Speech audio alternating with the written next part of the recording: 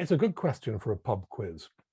What famous piece of classical music was dedicated to a hypnotist? Well, the answer is Rachmaninoff's Second Piano Concerto. It was the first important thing Rachmaninoff wrote after one of the worst periods of writer's block any classical composer can ever have experienced. Rachmaninoff was in his early 20s when he achieved what should have been a breakthrough. He had his brilliantly precocious First Symphony performed in Moscow under the directorship of the well-known composer and conductor Alexander Glazunov. Trouble is, Alexander Glazunov was extremely fond of the bottle. And on this occasion, he seems to have been, well, let's say, not ideally focused. The orchestra themselves seem to have had doubts about the piece, and the performance obviously wasn't that impressive. And the critics tore Rachmaninoff to pieces. It was traumatic for him, and after it, understandably, he found he couldn't write. They tried sending him to see his literary idol Tolstoy, but apparently all Tolstoy could say to Rachmaninoff was, pull yourself together, basically. Get back and write, which is the one thing Rachmaninoff couldn't do. Then somebody had the idea of sending Rachmaninoff to see a hypnotist in Petersburg by the name of Dr. Nikolai Dahl. Dr. Dahl was also a good amateur musician and very interested in modern music, so that made it even more sympathetic. Whatever he did, it worked like magic. And in time, Rachmaninoff was able to complete his Piano Concerto No. 2, which really is his first fully mature work. Everything you know about Rachmaninoff and love is here. These incredible long melodies that seem to go on evolving for page after page and sort of pick you up and put you down 2 or 3 minutes later. But it's also a beautifully constructed piece of music too. It's very concise. There are clever little linking devices between the themes, and it evolves so thrillingly that, well, I mean, the ending of the concerto would be an absolute crowd pleaser on its own terms, but it's the fact that he's built up to it so thrillingly that makes the ending of this concerto the kind that makes you want to leap out of your seat and cheer. Even in just a decent performance, that's the kind of effect it has. So, well, obviously the success of this concerto at its first performance was the final boost that Rachmaninoff needed, and after that, a career as a composer was more or less assured. Before that, we have an interesting little overture by Mendelssohn. Mendelssohn apparently didn't want to write this. It was an overture for a play called Reblaz by Victor Hugo. It's one of those plays about love and death and murder in which the body count is even higher than Hamlet. It's just everybody ends up dead on the stage, apparently. All the major characters, certainly. Mendelssohn hated it, but nonetheless, he was wooed in very extravagantly flattering terms because the play hadn't gone down too well, and the feeling was from the Leipzig authorities that if it had an introduction by Mendelssohn, the famous Mendelssohn, this might draw the crowds. Maybe that appealed to Mendelssohn's vanity as well. But he wrote this very exciting, very exhilarating, and very tuneful overture in 3 days, and just in time for the performance. And it was a great success. In fact, some critics even said that Mendelssohn's music was better than the play, but there you are.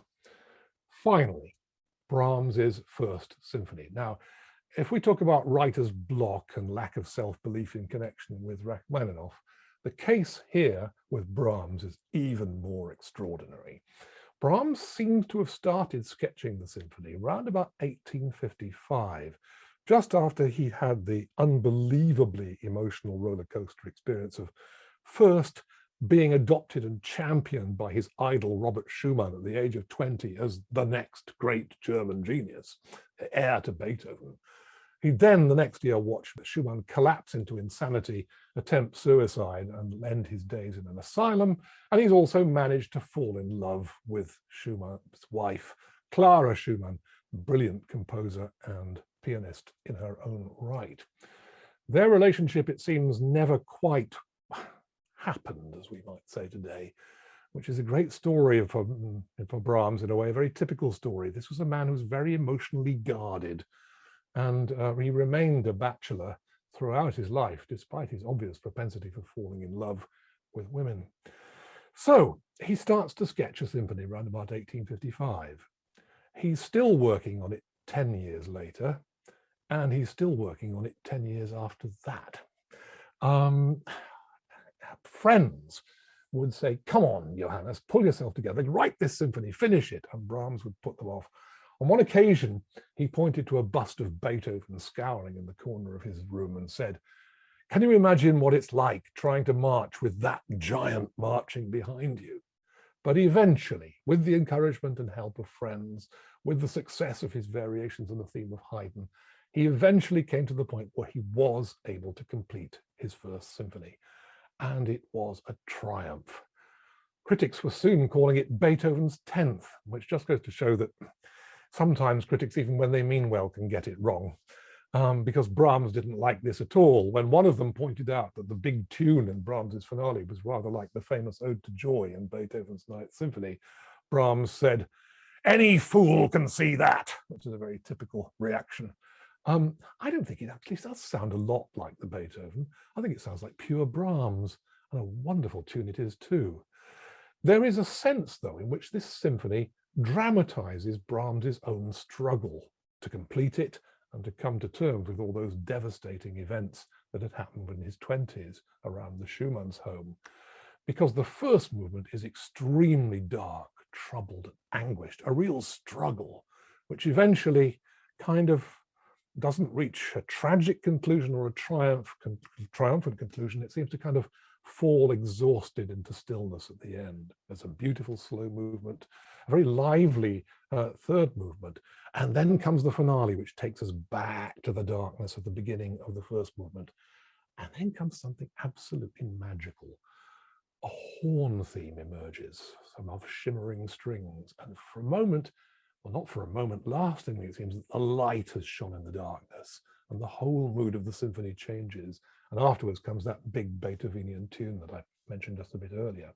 Interestingly enough, the first sign we have that Brahms had conceived this tune is in a postcard he sent to Clara Schumann, where he writes it down and says, conceive this. He's in the Alps at the time, and he imagines it being played on an Alp horn high up in the mountains. And he writes some words which suggest that this is a kind of love song to Clara. So is that the point, that love has provided the turning point of the first symphony? Well, we don't know. Brahms dropped no hints as to specific meanings in his symphony, but there is definite sense by the end of this symphony of tremendous triumph over odds and adversity. And it's wonderful to see how immediately the Viennese public, and very soon afterwards the rest of the world, took to it and recognized what an achievement it was in its own right. It became a kind of gold standard for composers writing symphonies for decades, well, for at least a century afterwards. And there are some composers even today who'd say that it casts a shadow over them, just as Beethoven cast a shadow over Brahms. So there you are. Struggles, lack of self-belief, self-doubt, they can be productive too. Sometimes it's in those wintry moments in the soul that we can find where our real strengths lie. And that's what I feel is ultimately the message, if there is one, of Brahms's first symphony.